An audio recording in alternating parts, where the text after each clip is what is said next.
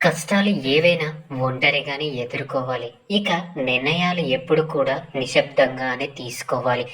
మన ప్రతి కదలికను బయటకు పరిచయం చేయాల్సిన అవసరం లేదు. ఇలా అలా చేస్తే ఏం జరుగుతుందో మీకు తెలుసు. అర్థమైందనుకుంటా.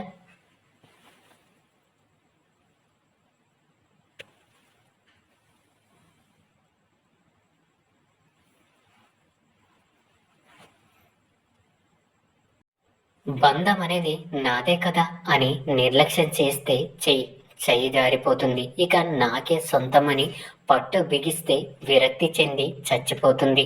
గుర్తుంచుకోండి. ప్రతిదీ కూడా మనకు ముందే చెప్పి జరగదు. తప్పించుకునే అవకాశం అనేది అస్సలు ఉండదు.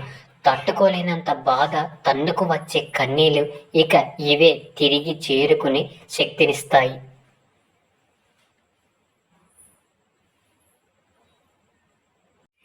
ఇతరులతో పోల్చుకుంటూ నిన్ను నువ్వు తక్కువ చేసుకోకు. నీ పాత్రను నీ అంత అద్భుతంగా ఇంకెవరు పోషించలేరు. గుర్తుంచుకోండి.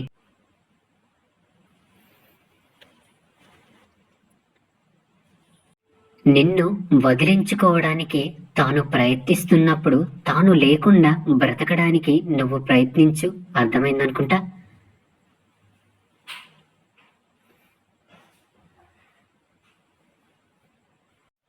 పశ్చాత్తాపం ప్రకటించడం అనేది దీనంగా క్షమాపణలు అడగడంలో ఉండదు, ప్రవర్తన మార్చుకోవడంలో ఉంటుంది. గుర్తుంచుకోండి.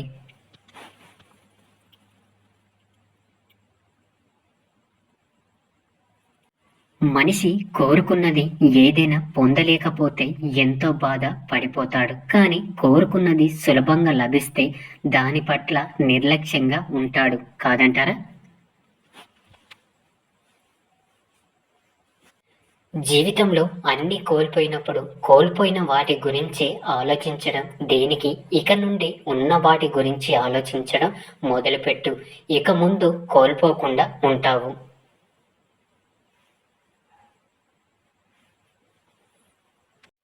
అందరినీ విమర్శించేవారు ఎప్పటికీ మనశ్శాంతిగా జీవించలేరు. కానీ అందరినీ సరదాగా పరామర్శించేవారు నిత్య నూతన ఆనందంతో జీవిస్తారు. స్నేహం, ప్రేమ అనేది దీపం లాంటివి. వెలిగించడం చాలా సులభం, కానీ ఆరిపోకుండా కాపాడుకోవడంలోనే ఉంటుంది అసలైన గొప్పతనం. గుర్తుంచుకోండి.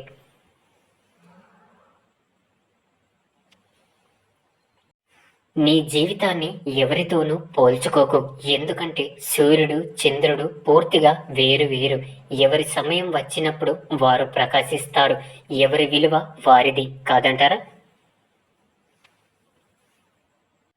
అనుమానాలు పెట్టుకొని అడ్డుకట్టలు కట్టుకోవడం కన్నా అసలు విషయం అడిగితే నువ్వు పడే అవమానం నిజమో కాదో తెలుస్తుంది కదా. కోపం వస్తే కొన్ని రోజులకు తగ్గిపోతుంది. అదే అవమానించుకుంటూ ఉంటే నీ మనశ్శాంతే పోతుంది. అలాగే మీ యొక్క బంధం కూడా పోతుంది. గుర్తుంచుకోండి.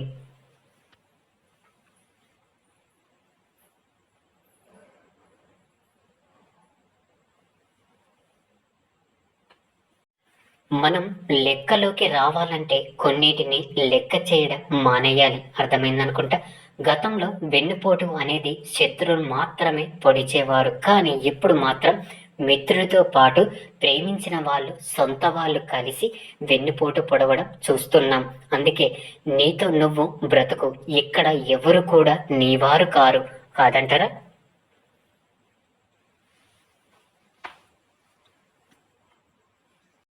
మనిషికి నిలబడడం తేలిక, పరిగెత్తడం కష్టం. అవునా? కానీ మనసుకి మాత్రం పరిగెత్తడం తేలిక, నిలబడడమే కష్టం. ఇక ఎవరి మనస్సు అయితే నిలకడగా ఉంటుందో వారి యొక్క మనశ్శాంతిని ఎవ్వరు దూరం చెయ్యలేరు. గుర్తుంచుకోండి. ఈ ప్రపంచంలో కనిపించే నిజాల కంటే వినిపించే అబద్ధాలకే విలువ ఎక్కువ. కాదంటారా? ఈ కాలంలో నమ్మేంత మంచివారు లేరు, అలాగే నటన రాని అమాయకులు లేరు. జాగ్రత్తగా ఉండండి.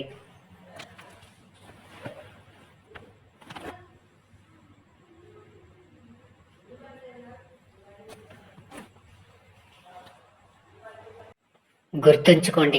ఒంటరిగా ప్రయాణించే వారికే బలమైన రెక్కలు ఉంటాయి. అర్థమైందనుకుంటా. పంచదార తియ్యగా ఉందని ఎక్కువగా తినడం ఆరోగ్యానికి హానికరం. అలాగే మనుషుల మాటలు తియ్యగా ఉన్నాయి అని నీ బలాన్ని, నీ బలహీనతని అన్నీ పంచుకోవడం కూడా నీ జీవితానికి హానికరమే. ఎందుకంటే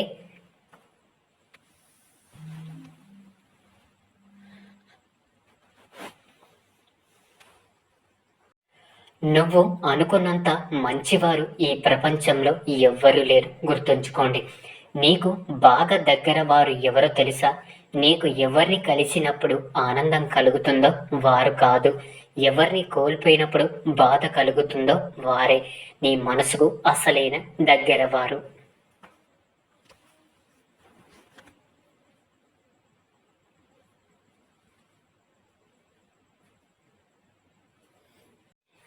ఎదురు పడితే ఎవరైనా పలకరిస్తారా? కానీ గుర్తుపెట్టుకొని ప్రతిరోజు పలకరించేవారు ఉండడం ఎంతో అదృష్టం. అలాంటి వారు చాలా తక్కువ మంది ఉంటారు. వారిని నిర్లక్ష్యం చెయ్యకండి.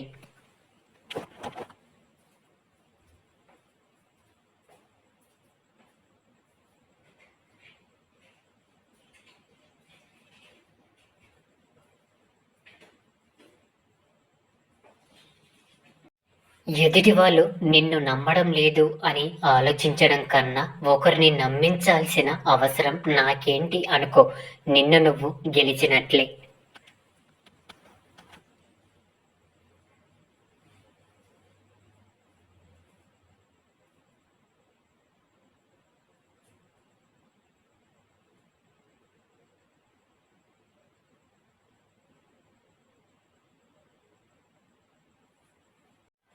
మోసానికి ఇంకా నమ్మక ద్రోహానికి చాలా తేడా ఉంది. మోసం అనేది అందరూ చేస్తారు, కానీ నమ్మక ద్రోహం మాత్రం నమ్మిన వాళ్ళు మాత్రమే చేస్తారు. కాదంటారా?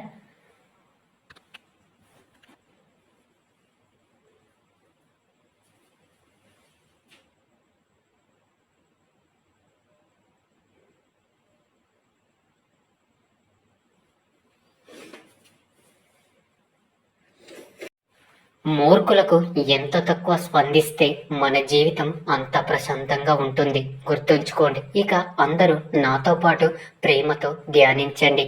రాధాకృష్ణ.